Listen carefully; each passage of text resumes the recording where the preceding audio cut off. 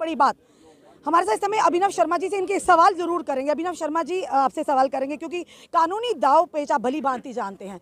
जिस तरह से एक बार पहले भी हमने इंटरव्यू किया था, जो प्रक्रिया होती है प्रोसेस की, जो रिक्रूटमेंट की, वो 1 साल के अंदर अंदर क्लियर कंप्लीट हो जानी चाहिए, पर अभी भी उस पर ये चीज़ें काम नहीं हो रही, जिसके चलते जो 30 अक्टूबर 2019 के पहले की जितना भी प्रोसेस था, चाहे उनके कोर्ट केसेस, उसे विड्रॉ कर दिया गया।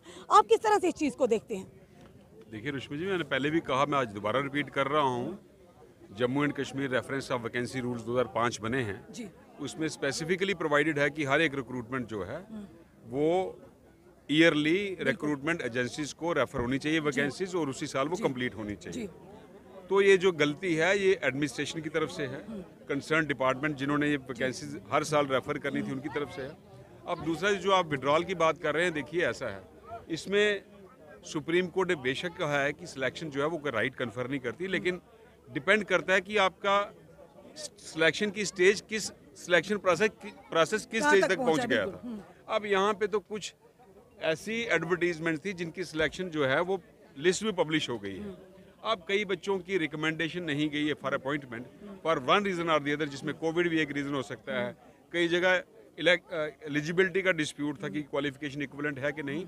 उसमें ऐसा नहीं हो सकता कि आप एक ही जीएडी के सर्कुलर के बेस पे आप सारी वैकेंसी जो है विड्रॉ करें। तो मेरा अपना अभी भी व्यू यही है कि ये ऑर्डर मॉडिफाई होना चाहिए, ये रिवोक होना चाहिए। और सर, बॉर्डर बटालियन की बात करें, राजनाथ सिंह जी और साथ ही अमित शाह जी के द्वारा सीमावर्ती इलाकों में जितने भी यहाँ पे हमारे युवा युवती हैं उनके लिए एक बॉर्डर बटालियन का गठन किया था ताकि उन लोगों को रोजगार मिले, आत्मनिर्भर। वहीं पे जिस तरह से 3 साल तक उन बच्चों ने वेट किया और एकदम से अब री एडवर्टाइज कर दिया गया, वो बच्चे सड़कों पर उतरे, उन पर लाठी चार्ज भी हुआ। आप किस तरह से इन चीज़ों को देखते हैं? क्योंकि युवा कहते देश की रीढ़ की हड्डी है, क्या लगता नहीं कि ये देश की रीढ़ की अगर हड्डी आने वाले कल का भविष्य, इस तरह से उन्हें सड़कों पर उतरने को मजबूर कर दिया जाए? देखिए ऐसा है, बॉर्डर बटालियन के बच्चे मेरे पास भी आते हैं। अभी भी आपका मेरे से सवाल करने से पहले उन्हीं का फोन आ रहा था। उनकी 2 बटालियंस बनी थी और 10 डिस्ट्रिक्ट जम्मू, 10 डिस्ट्रिक्ट जम्मू कश्मीर में। अब हुआ ये कि बीच में डोमिसाइल का कंसेप्ट आ गया और रिजर्वेशन रूल्स अमेंड हो गए। तो क्या एडवाइस मिली, क्या ओपिनियन मिली? उन्होंने कहा जी इसको हम री एडवर्टाइज करेंगे और जो डोमिसाइल जो होल्डर हैं वो भी अप्लाई करेंगे। अब होना तो ये चाहिए था कि जो फ्रेश वैकेंसीज एक्रू होती डोमिसाइल के कंसेप्ट के आने के बाद, रिजर्वेशन रूल्स अमेंड होने के बाद, जो नई वैकेंसीज क्रिएट होती वो डोमिसाइल कंसेप्ट पे और रिजर्वेशन के अमेंडेड रूल के बेस पे वो सिलेक्शन होनी चाहिए थी।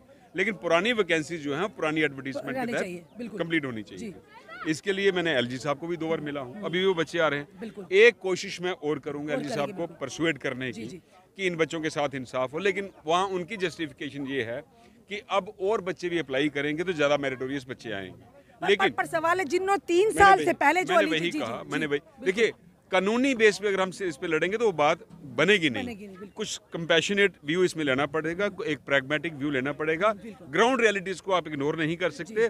ये एक लास्ट अटेम्प्ट मैं एलजी साहब को मिलने के बाद करूंगा। एलजी साहब यूपी में गए हैं, वहाँ इलेक्शन है, कल तक तो वो आए नहीं थे।